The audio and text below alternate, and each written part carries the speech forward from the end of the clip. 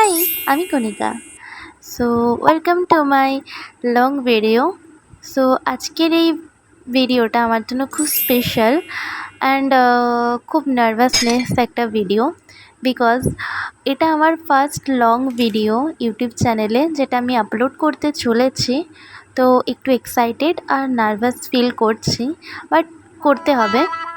তো চলো, আজকের এই ভিডিওতে আমি দেখাবো আমি কিভাবে কোনো মূর্তির ছবি বা কোনো ছবি রিয়েলিস্টিকভাবে কীভাবে ফুটিয়ে তুলি।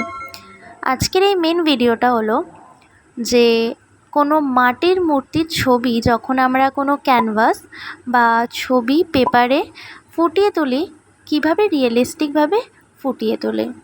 সো মেনলি যেটা আমি ফোকাস করি, তোমাকে তো স্কেচ একটা করতে হবে, কিন্তু কালারের ব্যাপারে তোমাকে দুটো জিনিস ভালোভাবে খেয়াল রাখতে হবে।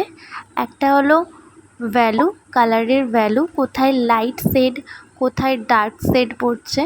আর দেন কালার যখন তুমি করবে, ব্লেন্ডিংয়ের ব্যাপারটা তোমাকে সুন্দরভাবে করতে হবে, যেটা আমি ফোকাস করি। প্রথমে যখন তুমি একটা কালার করছো, তার অপোজিট সাইডে কোথায় আলো ছায়ার প্রভাবটা ফেলবে, যেটা আমি এখানে করছি, তোমরা ভিডিওটা দেখলে বুঝতে পারবে। সেরকমভাবে তোমায় সেটা মেনটেন করতে হবে।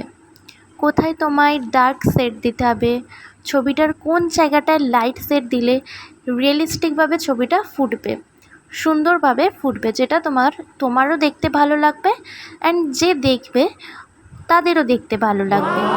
আর সেকেন্ড পয়েন্ট, ব্লেন্ডিংয়ের ব্যাপার।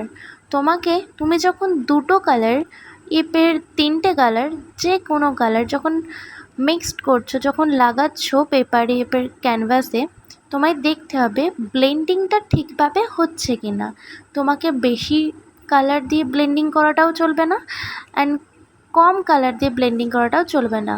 তোমায় সেখানেও দেখতে হবে আলো ছায়ার ব্যাপারটা, অ্যান্ড দেন স্মুথলি ব্লেন্ডিং করতে হবে। রাবিং করা যাবে না, জাস্ট স্মুথলি ব্লেন্ডিং। তুলির ওপর কোনো প্রেশার দেওয়া চলবে না, স্মুথলিভাবে আমাকে ব্লেন্ডিং করে যেতে হবে। এই দুটো জিনিস আমি খুব ভালোভাবে ফোকাস করি। তো তোমরা ভিডিওটা দেখলে বুঝতে পারবে। হ্যাঁ, এটা আমার ফার্স্ট ভিডিও ছিল।